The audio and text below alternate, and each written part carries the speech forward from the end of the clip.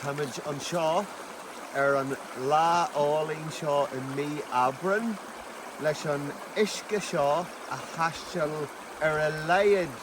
5,000 frídhan air ó Phota na Sionainne, ó inse na Sionainne, go dtí an áit álainn seo foinse an Mississippi, an seo I stad Minnesota, leis an dá uisce a bhascú mar jaascratha den léas atá sa dá uisce,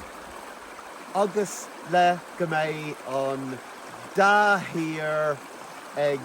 takeú lena chéile fríd an chultúr agus fríd ar deangachaí agus le go mbeidh léas agus foiinneamh in san uisce seo ón abhainn is faide innéaran ag cuidiú leis an abhainn is faide in Meiacha.